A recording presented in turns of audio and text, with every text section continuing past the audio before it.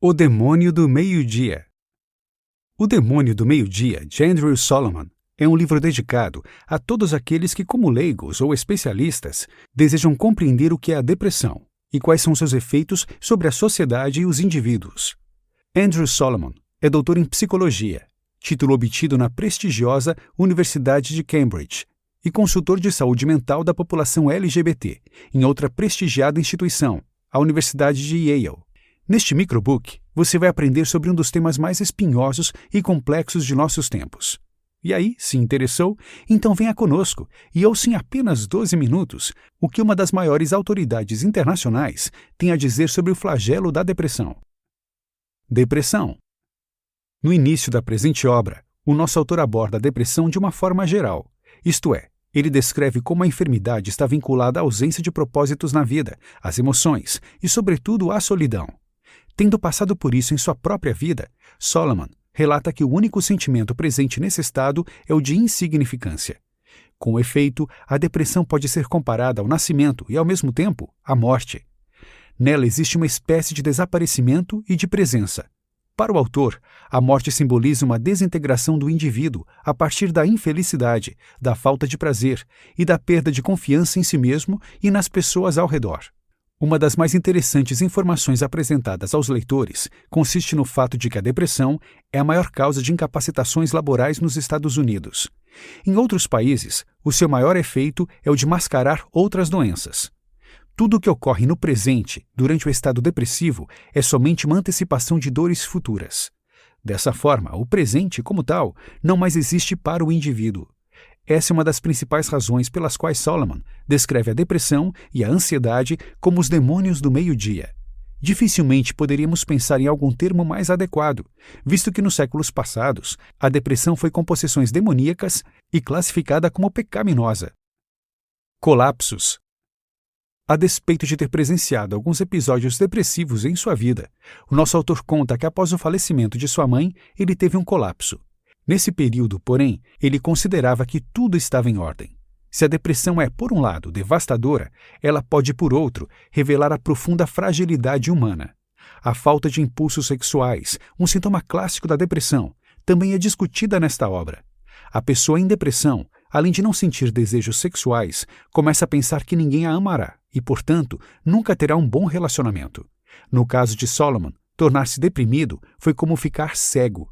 Isso significa que, no início gradual, a escuridão acaba englobando tudo.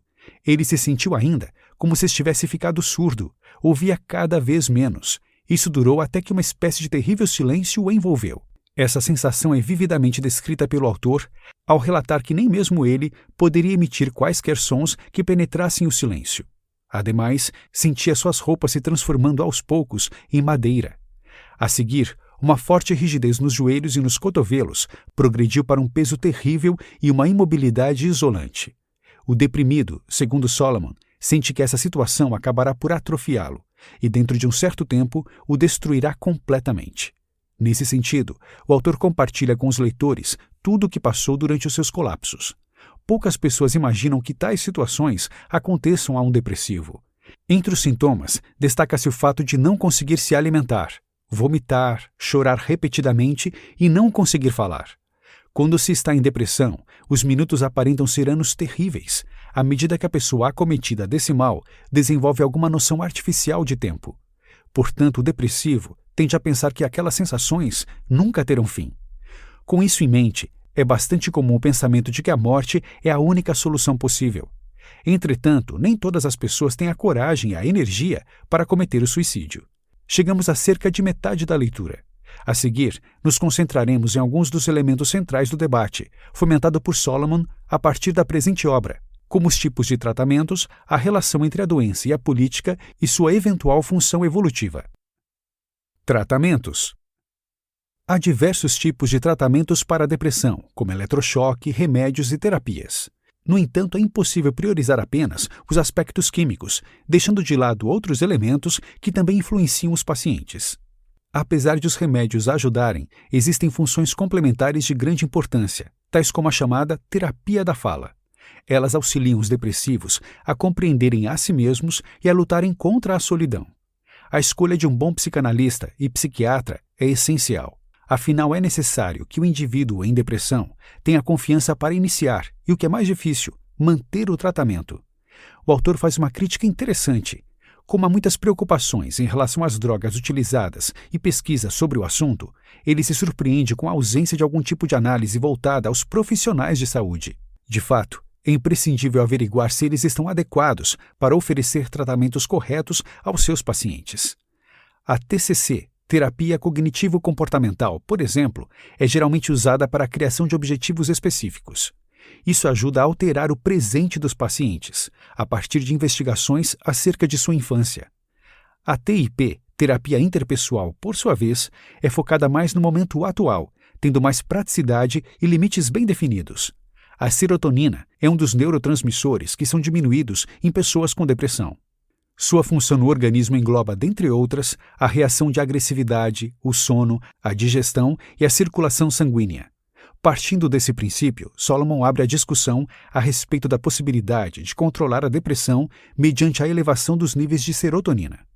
Obviamente, existem outros neurotransmissores que estão interligados, porém é indispensável lembrar que a depressão não pode se resumir à química do cérebro. As próprias experiências do autor com antidepressivos reforçam esse argumento. As pessoas que apresentam tendências suicidas podem se beneficiar com a rapidez dos resultados de tratamentos à base de eletrochoque. Contudo, uma vez que esse método pode afetar a memória, é provável que o paciente perca lembranças relevantes de sua vida. Política. A política pode ter uma função essencial nas ações de combate à depressão. A definição de tratamentos públicos, medidas de medicamentalização e intervenções sobre a manipulação de drogas são bons exemplos de iniciativas que dependem, em grande medida, dos atores políticos.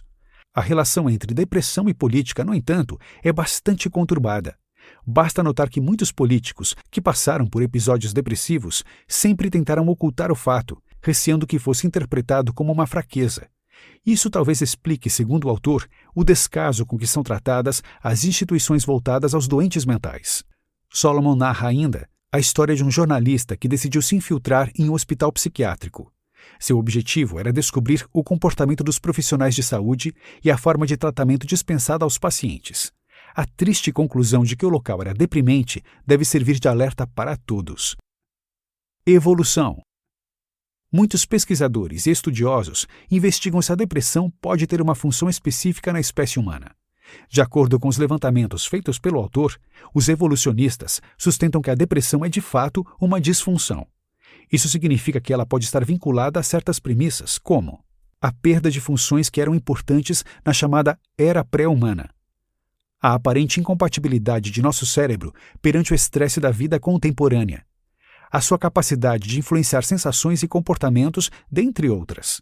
Certamente, a mudança de comportamento é uma função primordial da depressão.